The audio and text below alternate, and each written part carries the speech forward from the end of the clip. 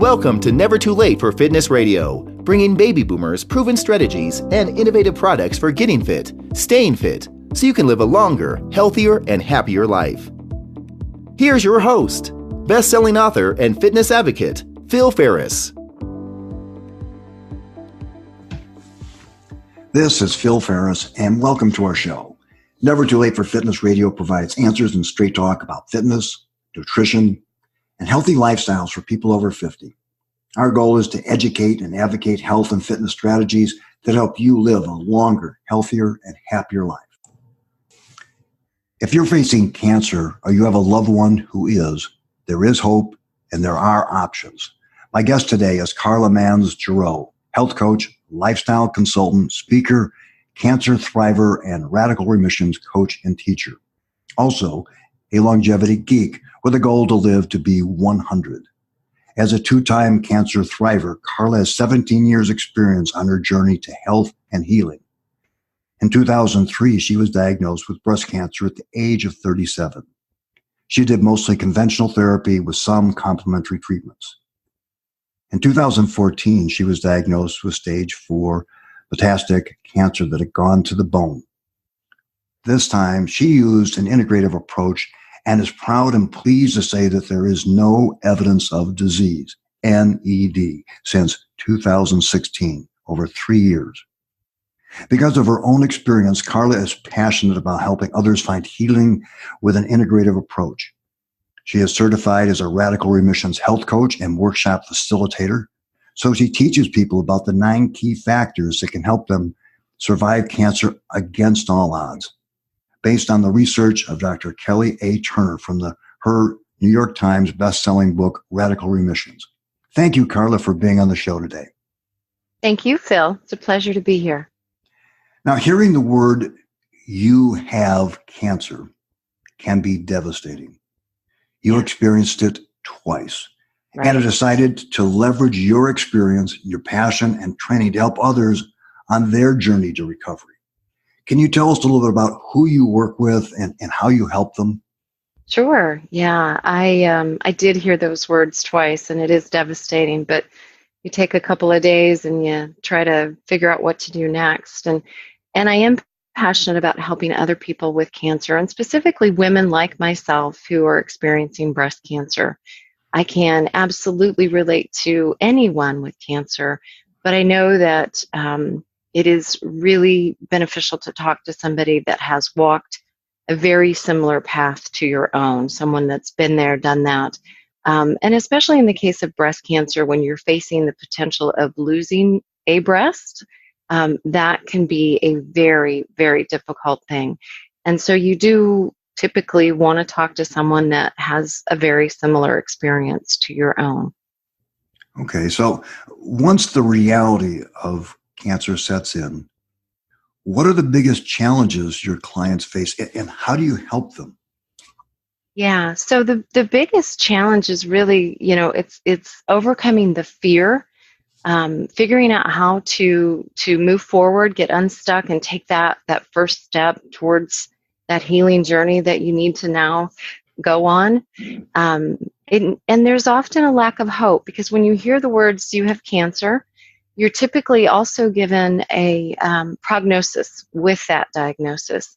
One of my favorite quotes, and I don't know who to attribute it to, but I've heard it many times: you should believe the diagnosis, but not necessarily the prognosis.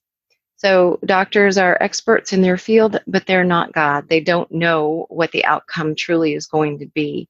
And so sometimes you'll get a prognosis that is very grim, and that can be very hard to overcome. Or, even if you're not given a grim prognosis, it's very hard to take your mind out of that "I have cancer" scariness, because we all know people that have not made it through a cancer journey, or they've made it through their journey, but they've not survived cancer.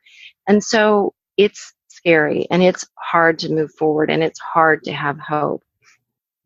And I like to help people find that hope and find that first baby step into moving forward. Okay, so they're in this period of overwhelm of, oh my gosh, where do I go? What do I do? Who do I trust? There's all sorts of questions without answers. So what's the first step that you take with them to help them, again, get out of that period of unstuck and into onto a journey? Right, right. So obviously they have to take the first step to find someone like myself to talk to and to help them. And there's lots of resources that people can get when they are on their cancer journey. And so their doctor, hospital, wherever they may be, may put them in touch with people. But finding someone that they can relate to, that can help them take that first step to really owning their own journey. I like to help people become the CEO of their own health. I think it's very important to be empowered and to understand that nobody knows you as well as you know you. And so the doctors, while they are experts in their field, they are not an expert on you, on the whole of you. And so it's really important that you're picking doctors to be on your team, and you're picking other healthcare practitioners to be on your team, and they're all working for you. And a health coach is one of those people on your team. And so what I do is really first ask people to take a look at those 9 healing factors and which one might be the one that resonates the most with them. Like, yes, I really need to work on that. And some people will want to focus on the physical things such as diet and supplements and herbs. And a lot of people know that they are going to need to change their diet, and some people have no idea that they should change their diet. And that can be the hardest thing to do, because what you've been eating all your life is what you want to continue eating, and it's hard to make changes. So I try to help people identify where's the area of most concern and which one do we want to start working on first. And let's take baby steps to start to look at how can you make these changes in your life? How can you listen to your own body to know what it needs and start to pay attention to that? Now, Karla, you mentioned a couple things that I want to drill down on. And one is this concept of being the CEO of yourself. And can you describe the difference between the person that is the victim? Oh my gosh, I've got cancer. What should I do? I don't know. And how a person that is acting as a CEO, how is that different? And what are the shifts that people make so that they can embody that role of CEO? Yeah. So the people that are typically called the good patients by their doctors, the ones that come in and just listen and follow orders, those are the good patients, and those are the more passive patients. Those of us that take control and become the CEO of our health, we're the ones that come in with research that we found and questions that we have and lists that we want to go through. And we're not making it hard on the doctor, but we're certainly not sitting there passively waiting for them to tell us what to do.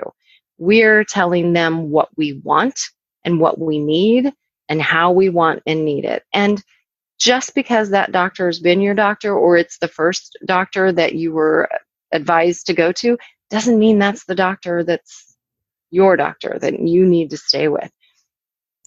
Can you give an example? Can you give an example of how a person may interact with a doctor if they're in the CEO role? That might be different than the typical what we expect good patient role. Absolutely. Absolutely. This would be the person that is doing their research, is talking to others and going online. And obviously you need to be careful when you go online, but pubmed.gov is a site that you can go to and look up clinical studies and get all sorts of good information that doctors are also going to be aware of, that's been, published in medical journals. And so it's a great place to go get knowledge, and then you can sit down with your doctor and say, I looked at PubMed and I found this information and I wanted to share it with you and get your thoughts on it. So, when it comes down to a treatment plan and the doctor is saying, this is the treatment plan I want you to follow, and you're saying, but wait a minute, in my case, with my history and my diagnosis, I found this and I want to know more about this. And why isn't this also an option? So it's the patient that comes in with questions that respectfully is questioning the doctor. And certainly you want to treat that doctor as if they are a respected member of your team, because that may be the person that you want to listen to for their expertise. But that doctor doesn't know your body like you know your body. If you've been living in your body for 35, 50, 60 years, nobody knows it better than you do. And so it's a respectful dialogue with the doctor about options. That's a really good point, because a lot of times we look at the doctor, we put him on a pedestal, as opposed to, no, we're on a team. Right. It's me to you and you. And the more I inform the doctor about me and what my issues are, the better able they are to come up with a better approach. Because if you don't share that information in an informed kind of way, they don't know. Yeah. And they'll just go with what they've done with the other person.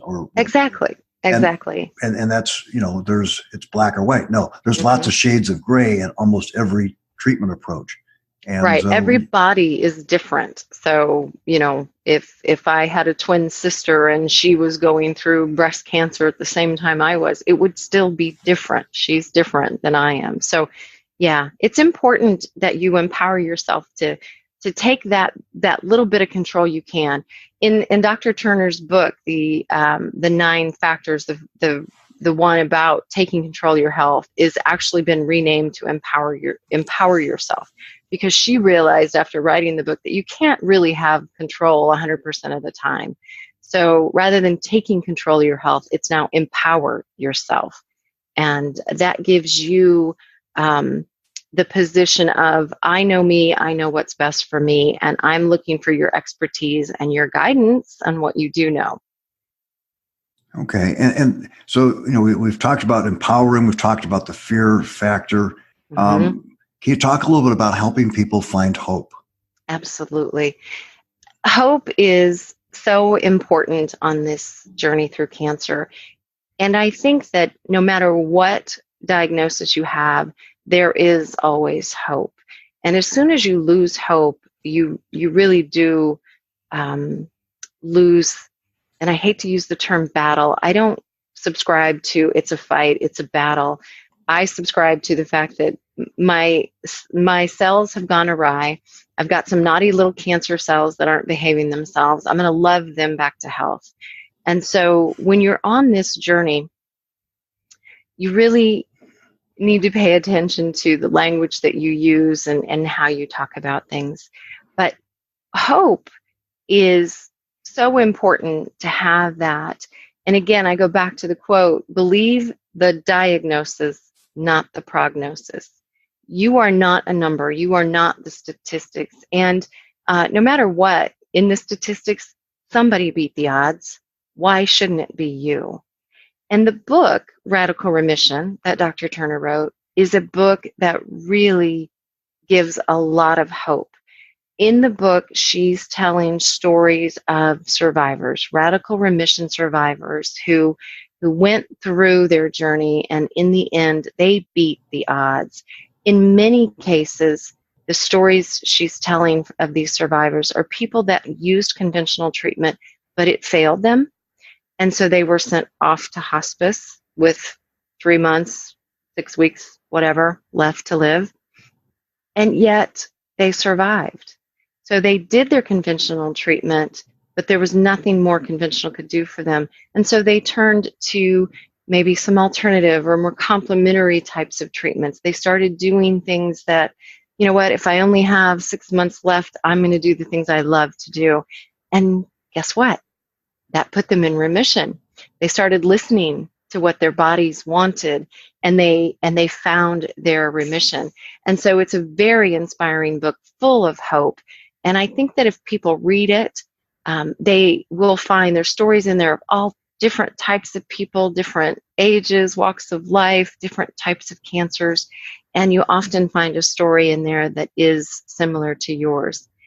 And if you don't find it in the book, Dr. Kelly has created a Radical Remission Project website where people can go to actually document their own story of remission or find more stories of people that have gone through remission. So at the time she wrote the book, she'd studied over 1,500 people. She's continued to study people, and there are many, many, many more stories. And in fact, she has a new book coming out this spring, and it's called Radical Hope. And so I think it really speaks to the fact that if you hear stories of people like yourself overcoming the odds, it does give you a lot of hope. Okay, that sounds like a tremendous resource. Yeah, it really is.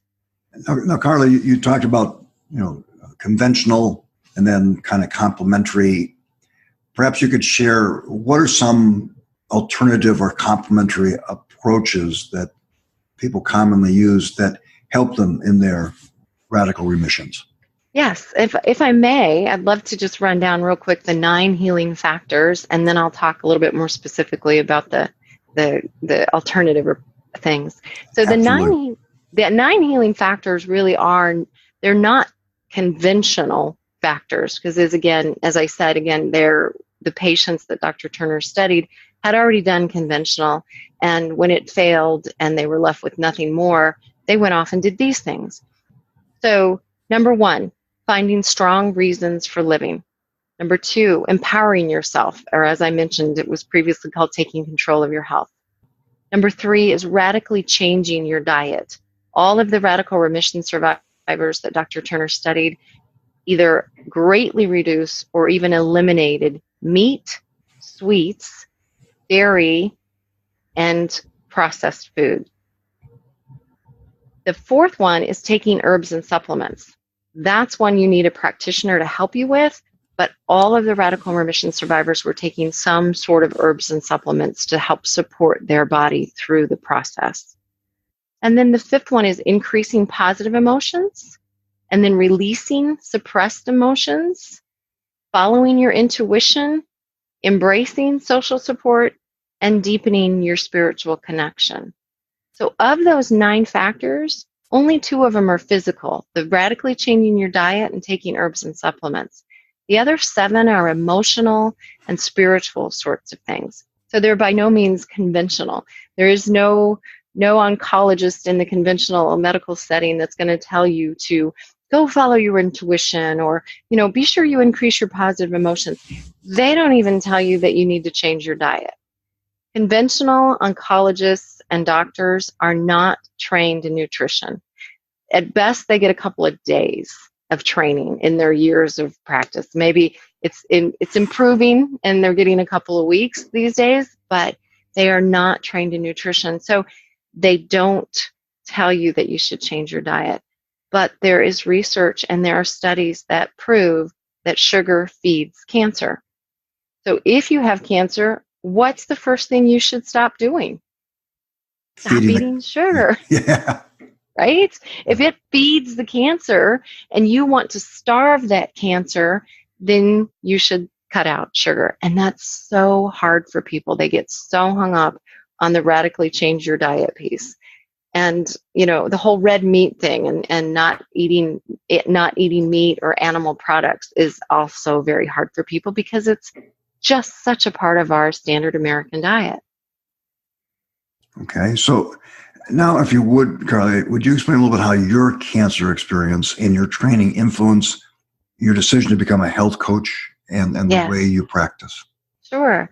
Yes. And, my first journey through it in 2003, I was only 37 and I had 2 young children, and I kind of got through my conventional treatment, and I did some acupuncture, and I did a few other things, meditation, mindfulness-based stress reduction, started yoga, things of that nature. But I didn't completely change my diet and completely change my lifestyle.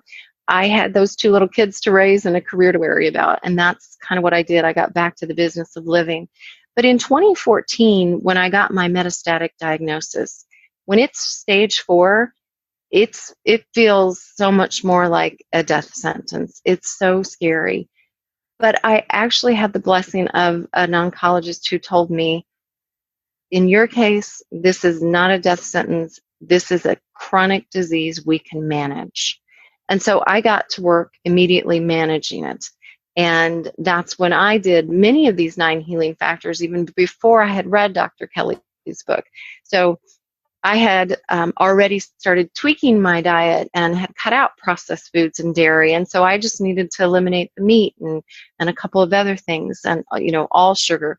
So I went through these 9 factors without knowing at the time that I was going through them. When I read the book, there were definitely a couple that I went, ooh, I should work a little bit more on that. And I got really passionate about the Radical Remission Project because the book did give me so much hope and so much help for what more can I do to help myself. I already had a great oncologist. I already was doing some really important things and utilizing the best conventional treatment there was.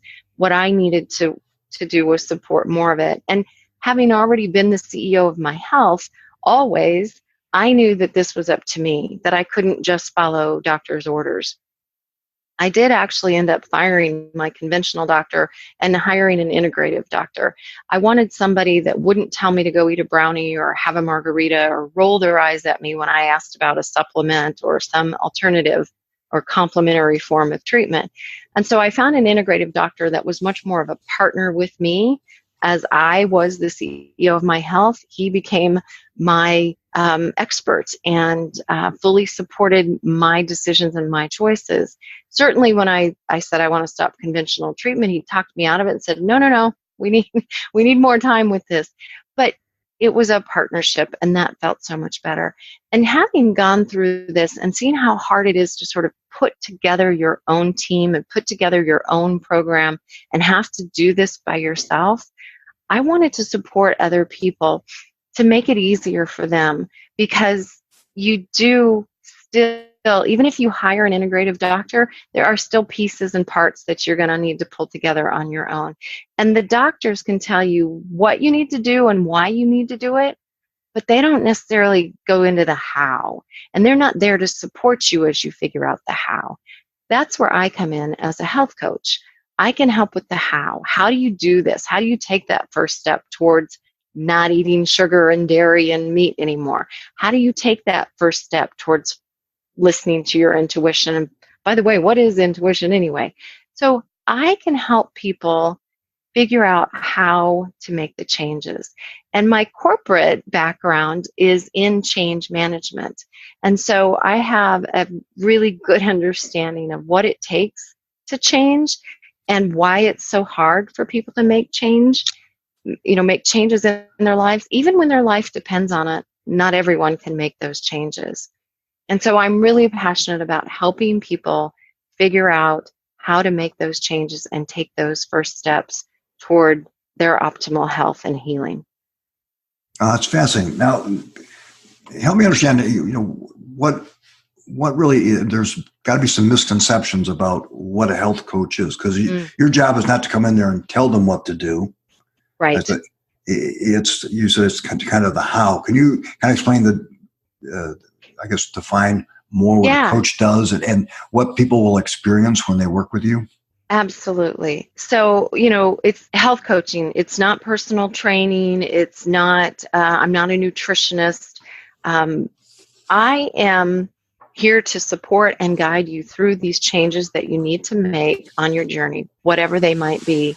You could be somebody that's got diet all under control. Great. Let's work on, the emotions and the intuition and things of that nature. But I'm here to help set you on the path to that healing that you need to find in whatever area you need to find it in. And you're the expert on your body and the whole of you, but I'm going to help you tap into your inner knowing. I'm going to help you stop and listen and figure out what it is your body's trying to tell you. Because when our bodies aren't functioning at optimal, they are trying to tell us something. There's a message there, and we need to slow down and we need to listen to it.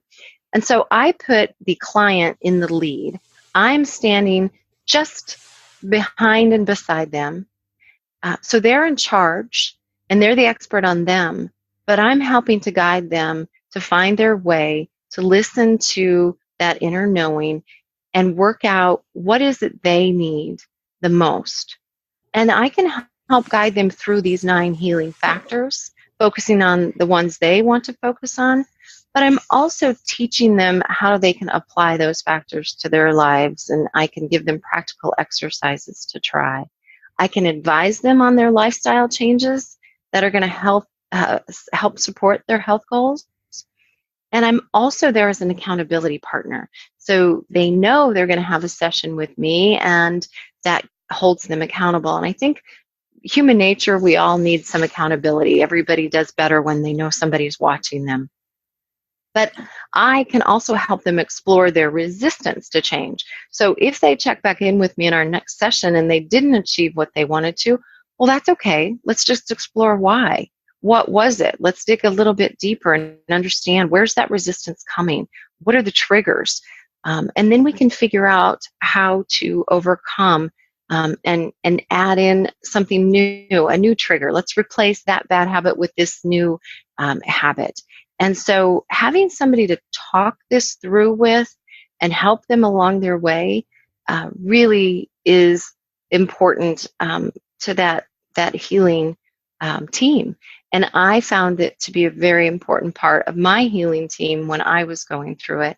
I actually had hired a cancer coach who was much more of an expert. She was an integrative nurse.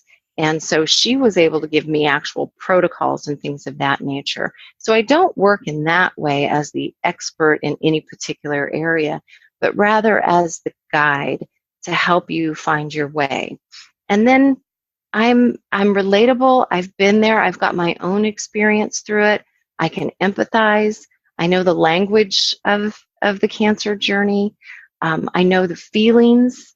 I know how hard it is to face that diagnosis, and then how hard it is to make those major changes in your life and find that healing within. And so I just, over my journey, became really passionate because I found so many people were just turning it all over to a doctor and not really taking the control that they needed to have and being empowered for their own health. Well, how would someone know if they're a good candidate for your health and coaching services? Yeah, if they are struggling to find their way and feeling the need for support, and they certainly it's there's got to be something that resonates, about the person you're working with. And if I'm not the perfect health coach, there are many others. And it is important that there is a rapport and a nice relationship. Trust has to be established. And a lot of times that's just an energetic connection that happens when you first talk to somebody.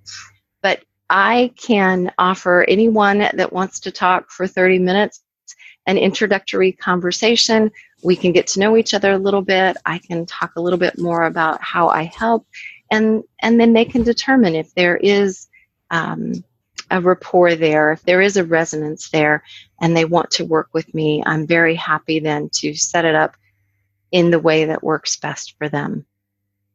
So if someone were on the fence and saying, I'm not sure this is the right thing for me, the best advice is to give it a try, is to pick up the phone, set up an appointment, and talk with you, and as a complimentary process to see if there is a fit. Right, exactly. And we can talk through the process a little more to find out if that's what they feel like they need. Now, Karla, I understand that you're going to be participating in the Healthy New You Expo on January 25th at the Crystal Lake Holiday Inn, Crystal Lake, Illinois. Can you tell us about this event and what they can expect when they see you there? Yes, absolutely. It's a wonderful event. I'm excited to be a part of it this year. There will be lots of different health practitioners and different products and services that really support people in their health journeys. And this isn't about people with cancer. This Healthy New You Expo is about anyone and everyone and finding your best health no matter where you are today with your health. I will be there, and I get to speak at 11 a.m. to share more of an overview about the Radical Remission 9 healing factors. And then I'll be exhibiting there talking about my coaching services, Radical Remission specifically, the Heal documentary, I also have the rights to sell the DVD and the book. And Heal is a documentary that was done a couple of years ago that really talks about the power of your ability to heal yourself, the body's ability and the mind's ability to really heal. And so it's a great resource, and I will have that available. And I also am a doTERRA essential oils wellness advocate, and so I will have doTERRA essential oils there as well, which are a big part of how I support my own health, keep my immune system strong, and keep the toxins and synthetic chemicals and things like that out of my home. So I'm really passionate about sharing that too, because I feel like the more we can build our immune system, the better our health is going to be. And certainly it's a key piece of your health journey through cancer.